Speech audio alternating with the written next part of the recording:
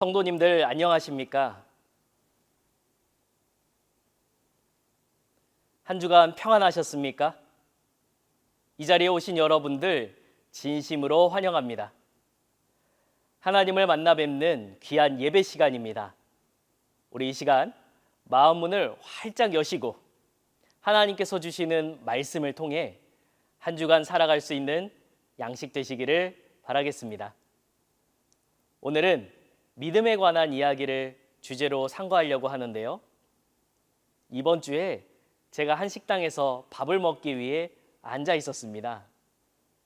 마침 그 장소에서 TV를 틀어주더라고요. TV에서는 해외여행을 다니면서 겪었던 이야기를 한 사람이 나와 들려주고 있었는데요. 바다 위에 집을 짓고 사는 사람들의 이야기였습니다. 바다 위에서 목조 건물을 지어놓고서 살고 있었고요. 또한 바다에서 해초류를 키우면서 생계를 유지하는 모습이 나왔습니다. 먹을 것이나 생활 풍습이 너무나도 저의 모습과 달라서 참 신기했습니다. 그러면서 생각이 든 건 참 세상은 넓고 많은 사람이 있었다라는 겁니다. 지구라는 한 공간 안에서도 사람들의 모습은 다 다릅니다. 인종도, 성격도, 사는 곳도, 풍습도 다 다르죠. 그런데 말입니다. 여러분, 혹시 성경에서는 사람이 두 가지 사람으로 나뉜다고 하셨는데요. 어떤 사람과 어떤 사람인지 아십니까? 우리 고린도전서 2장 14절을 읽어보도록 하겠습니다. 육에 속한 사람은 하나님의 성령의 일을 받지 아니하나니 저희에게는 미련하게 보임이요 또 깨닫지도 못하나니 이런 일은 영적으로라야 분변함이니라. 네, 잘 읽으셨습니다. 고린도전서 2장 14절에 가서 보니 육에 속한 사람이 있다라고 하시죠. 이 육에 속한 사람들은 하나님의 성령의 일을 받지 아니하게 되고 저희는 이 성령의 일을, 하나님의 일을 미련하게 본다라고 합니다. 그러면 첫 번째, 육에 속한 사람이 있다는 것이죠. 그럼 반대로 이 하나님의 일을 믿고 보게 되는, 깨닫게 되는 영에 속한 사람도 있을 것 아니겠습니까? 로마서 8장에서도 육신을 쫓는 사람과 영을 쫓는 사람, 두 분류의 사람이 있다고 하셨습니다. 우리 성도님들은 이 둘 중에 어떤 사람이십니까? 하나님께 예배를 드리러 오셨으니 영을 쫓아가시는 사람이라 믿습니다. 그렇다면 영에 속한 사람으로서 우리 성도님들께 한번 질문을 드리도록 하겠습니다. 하나님과 예수님을 믿는 믿음은 우리 성도님들은 1에서 100 중에 몇 퍼센트의 믿음을 가졌다고 생각하십니까? 성도님들께서 하나님이 살아계심을 믿으니 그것도 믿음을 가진 것이 맞습니다. 혹은 이 시간 믿음을 가지고자 함께 하신 분도 계실 겁니다. 그런데요, 사도 바울께서는 이렇게 하나님을 믿는 신앙인에게 믿음에 대해서 당부하신 말씀이 있는데요. 같이 읽어보도록 하겠습니다. 고린도후서 13장 5절입니다. 너희가 믿음에 있는가? 너희 자신을 시험하고 너희 자신을 확증하라. 예수 그리스도께서 너희 안에 계신 줄을 너희가 스스로 알지 못하느냐? 그렇지 않으면 너희가 버리운 자니라. 사도 바울께서 말씀하시죠. 너희가 믿음에 있는가? 너희 자신을 시험하고 너희 자신을 확증하라. 예수 그리스도께서 너희 안에 계신 줄을 너희가 스스로 알지 못하느냐? 그렇지 않으면 너희가 버리운 자니라 말씀하셨습니다. 자신의 믿음이 있는지 시험하고 확증하라고 하셨습니다. 확증이란 확실히 증명해 보라는 겁니다. 여러분, 그러면 보통 어떤 분을 보면서 야, 저 사람은 정말 믿음이 있다. 야, 저 사람은 정말 신실하다. 이렇게 보통 평가하셨습니까? 주일 성수를 잘 하시는 분, 11조를 잘 내고 봉사를 열심히 하시는 분, 이전에 예수님을 믿지 않았다가 그런 생활을 청산하고 완전히 변화되신 분들을 보면서 우리가 믿음이 좋다라고 생각을 많이 했었죠. 물론 그것도 믿음이 있기에 변화될 수 있는 것이죠. 하지만 우리는 조금 더 생각을 해봐야 합니다. 우리가 아무리 믿음이 있다 생각해도 하나님과 예수님이 인정하시는 믿음의 크기까지 우리가 자라나야 되지 않겠습니까? 요한복음 1장 1절에 말씀이 하나님이라고 하셨죠. 그러니 이 말씀, 성경에 기록된 믿음의 기준을 우리가 가지고 그것대로 하고 있는지 우리가 확인해야 하나님과 예수님이 인정하는 믿음을 가질 수가 있을 것입니다. 우리가 그 성경을 기준으로 나의 믿음을 시험하고 확증해 봐야 되지 않겠습니까? 그럼 2000년 전에 예수님이 하셨던 믿음의 기준을 한번 살펴볼까요?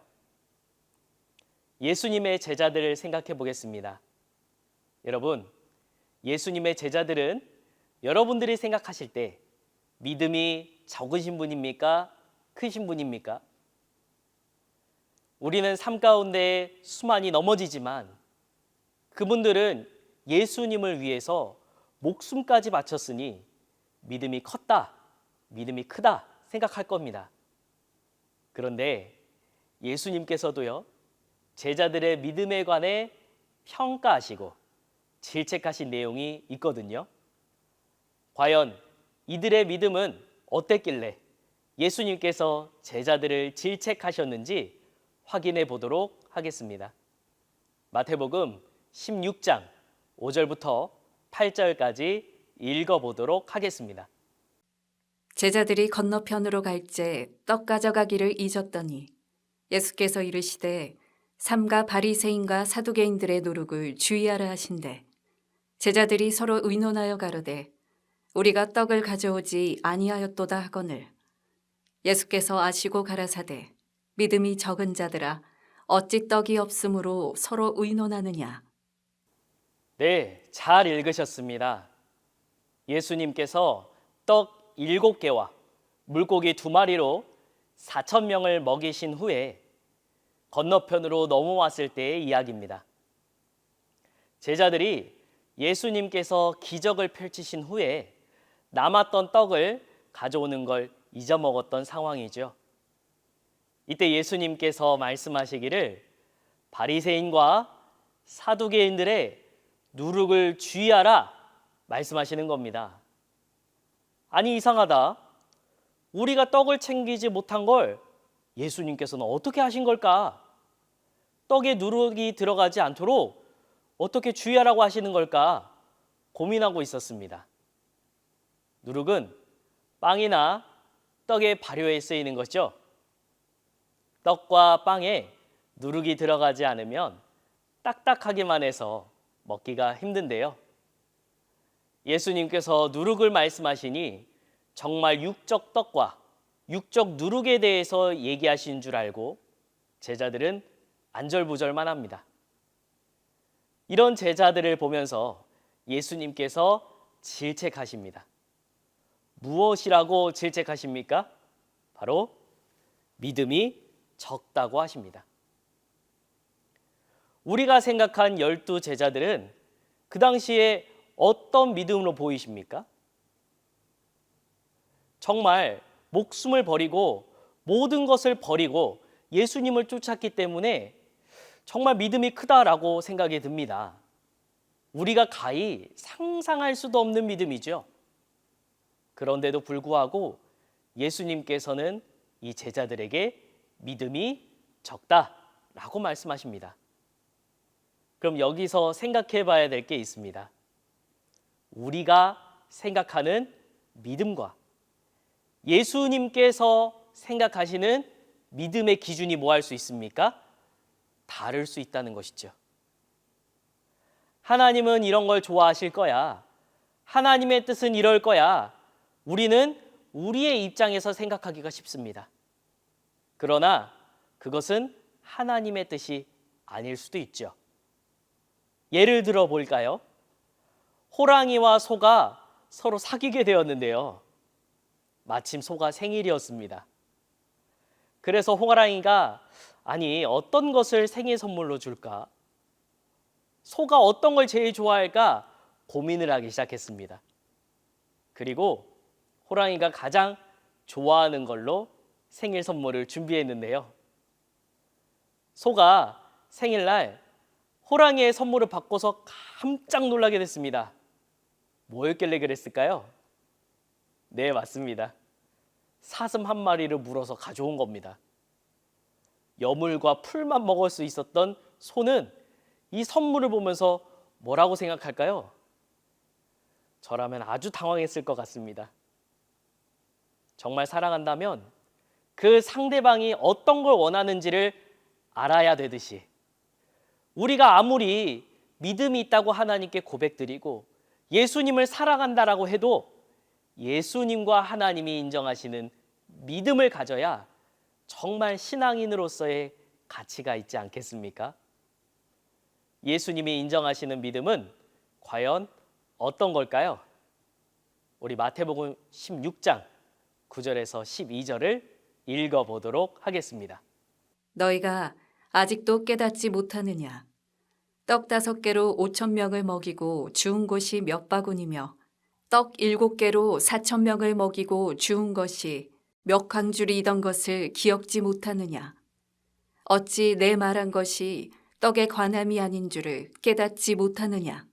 오직 바리새인과 사두개인들의 누룩을 주의하라 하시니 그제야 제자들이 떡의 누룩이 아니요 바리새인과 사두개인들의 교훈을 상가라고 말씀하신 줄을 깨달으니라. 예수님께서 제자들을 보면서 믿음이 없다라고 하셨는데요. 그 상태가 어떤 상태입니까? 9절을 가서 봤더니 너희가 아직도 깨닫지 못하느냐라고 하셨습니다. 바로 예수님께서 하셨던 그 말씀이 어떤 뜻인지를 깨닫지 못하는 것. 그것이 바로 예수님께서 보시는 믿음이 부족하다라고 하는 상태라는 것이죠. 과연 예수님께서 하신 말씀 중에 어떤 것을 깨달아야 했을까요? 12절을 한번 볼까요? 그제서야 제자들이 떡의 누룩이 아니요 바리새인과 사두개인들의 교훈을 삼가라고 하신 말씀인 줄을 깨닫게 되었습니다. 사람 속의 심령을 나쁘게 변화시킬 수 있는 바리새인과 사두개인들의 교훈을 주의하라고 말씀하셨던 것을 제자들이 깨달은 것이죠. 이렇게 예수님의 말씀을 겉으로만 이해하는 것이 아니라 진정으로 예수님이 원하시는 뜻을 깨닫고 그 뜻대로 행하는 자가 믿음이 있는 것 아니겠습니까? 우리 한 상황을 더 볼까요? 마태복음 17장 14절에서 20절까지 읽어보도록 하겠습니다.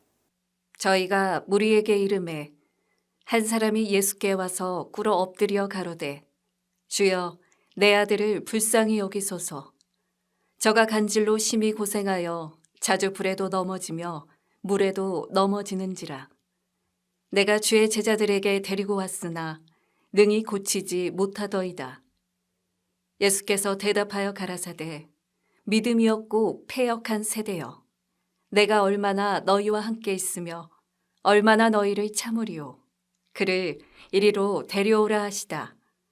이에 예수께서 꾸짖으시니 귀신이 나가고 아이가 그때부터 나으니라. 이때 제자들이 종용이 예수께 나와 가로되 우리는 어찌하여 쫓아내지 못하였나이까. 가라사대 너희 믿음이 적은 영혼이라.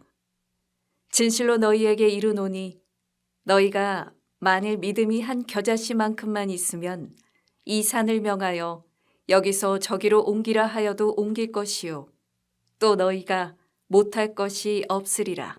네, 잘 읽으셨습니다. 아들이 간질로 고생하고 있던 한 사람이 예수님을 찾아옵니다. 그러고는 예수님께 아들을 고쳐주시기를 간곡히 부탁드리는데요. 예수님의 제자들에게 갔어도 이 병을 고치지 못했기 때문이었습니다. 예수님께서는 함께하던 그 제자들을 꾸짖으십니다. 뭐라고 꾸짖으십니까?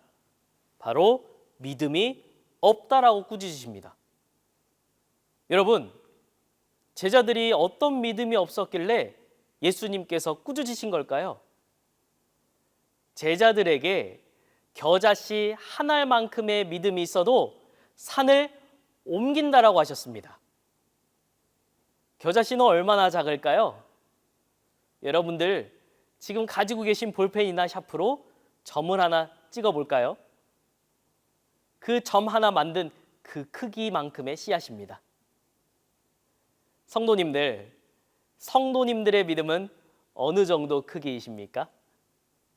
만약 겨자씨만한 믿음만 있어도 산을 옮긴다라고 하셨죠?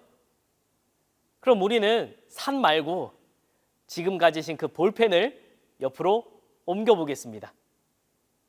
여러분, 됩니까? 아무리 우리가 신통방통해도 옮겨지지 않던데요. 그럼 과연 이 산을 옮길 만한 믿음은 무엇일까요? 이제는 답을 아실 겁니다. 예수님께서 질책하셨던 믿음이란 바로 저번에 보았듯이 첫째는 천만의 영이 예수님과 함께하고 있다는 것을 믿는 것이요. 두 번째는 예수님이 하신 그 말씀이 어떤 뜻인지를 깨닫는 믿음이죠. 그 믿음이 부족했던 것입니다. 그러니 예수님께서도 마태복음 7장 21절에서 24절에 이렇게 말씀하십니다. 한번 읽어볼까요?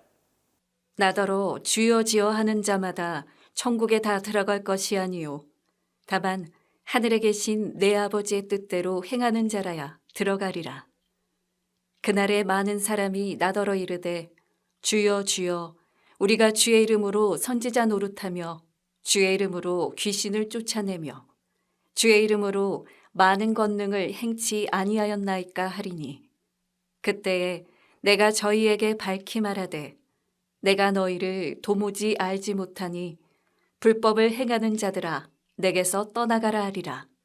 그러므로 누구든지 나의 이 말을 듣고 행하는 자는 그 집을 반석 위에 지은 지혜로운 사람 같으리니. 네, 잘 읽으셨습니다. 마태복음 7장 21절에서 24절에 가서 보니 예수님과 하나님께서 말씀하시죠. 주여 주여 하는 자들이 있다라고 합니다. 그들은 예수님을 믿지 않았던 것이 아닙니다. 오히려 예수님의 이름으로 선지자 노릇을 했다라고 하십니다. 그럼 이들은 하나님과 예수님을 믿는 사람들 아니겠습니까? 그런데 예수님께서는 이렇게 말씀하십니다. 내가 저희에게 밝히 말하되 내가 너희를 도무지 알지 못하니 불법을 행하는 자들아 내게서 떠나가라고요. 이 말씀을 보건대 하나님을 믿고 예수님을 믿는 우리가 하나님이 살아계시는 것을 믿는 것뿐만이 아니라 무언가 더 노력해야 될 부분이 있다는 것을 알려주시는 것 아니겠습니까? 바로 무엇이죠? 21절처럼 하나님의 뜻대로 행해야 한다는 것입니다. 왜 그렇죠? 하나님의 뜻대로 해야 천국에 갈 수 있기 때문입니다. 하나님의 뜻대로 하기 위해서는 그럼 어떻게 해야 될까요? 하나님의 진정한 뜻이 무엇인지를 알아야 되겠죠.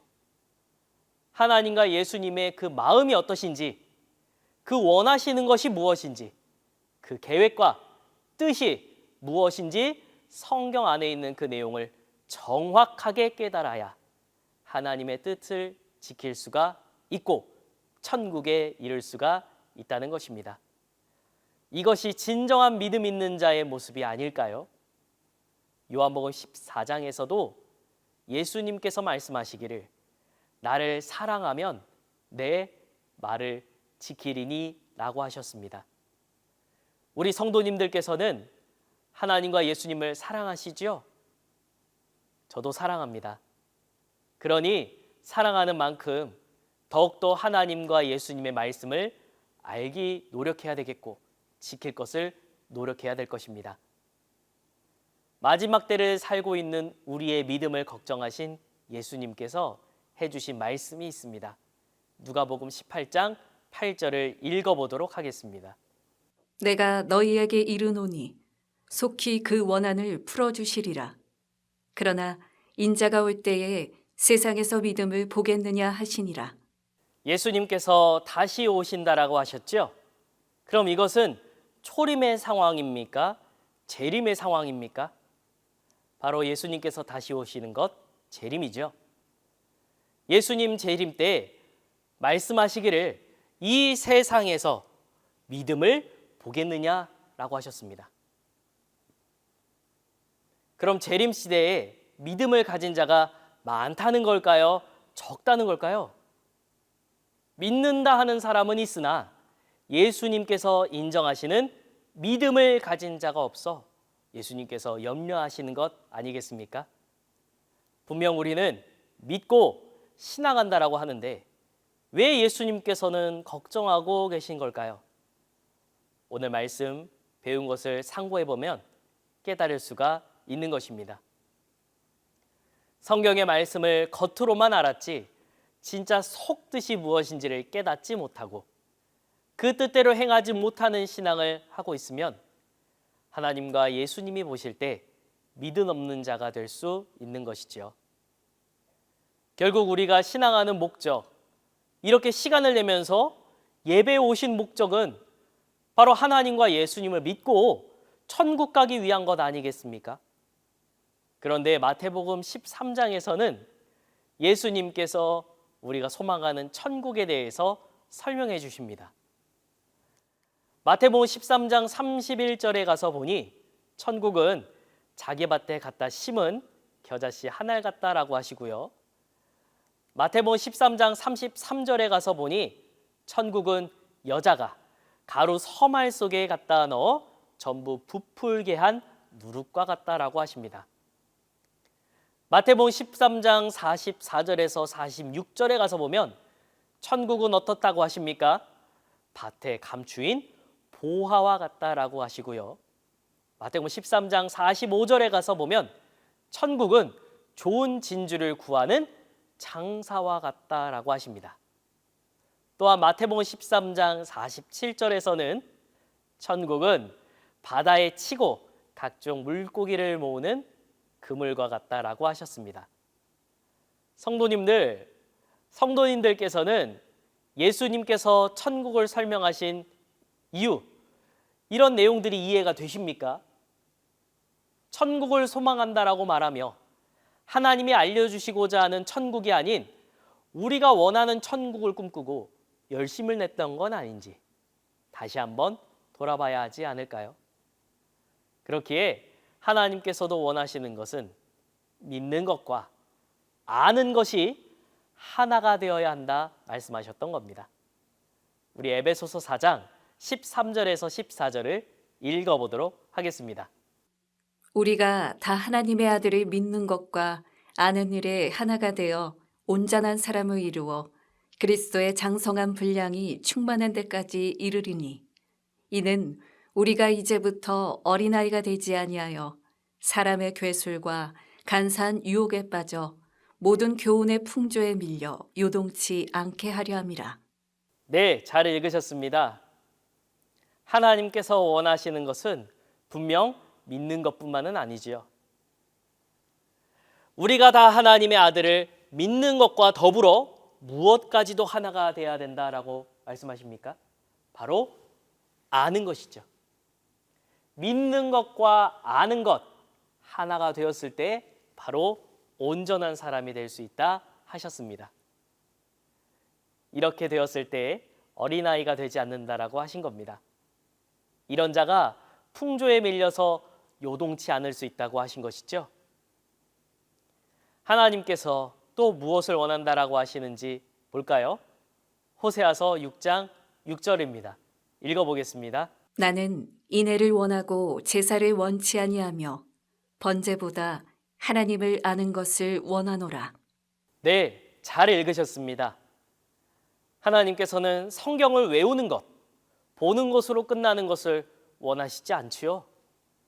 제사와 번제보다 하나님 아는 것을 원한다라고 말씀하십니다. 하나님께서 말씀하신 그 뜻을 알아가는 것을 원하시는 것이죠.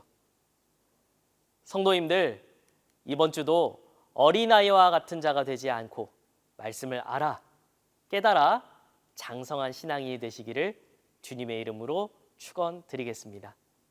이것으로 예배를 마치고 다 같이 기도하시겠습니다. 참으로 고맙고 감사하신 아버지 하나님, 은혜와 사랑에 진심으로 감사 영광 올려드립니다. 하나님을 믿는 것과 아는 것이 하나가 되어서 온전한 사람이 되신다라고 말씀하신 그 내용을 기억합니다. 저희들 또한 한 주간 살아가면서 하나님을 믿고 의지하는 것을 배우고 또한 하나님의 뜻이 무엇인지를 이 성경을 통해 깨달아 온전한 믿음을 가질 수 있는 자녀 될 수 있도록 인도하여 주시옵소서. 이 시간 예배 시간 아버지께서 기쁘게 받으신 줄 믿습니다. 이 시간 함께하지 못하더라도 마음으로 함께한 사람들 있다면 아버지 친히 찾아가 주셔서 그 영혼을 위로하여 주시옵시고 또한 예배에 함께할 수 있도록만 인도하여 주시옵소서. 이 시간 아버지께서 함께해 주신 것을 믿사오며 생명 되신 예수 그리스도의 이름으로 기도드렸사옵나이다. 아멘.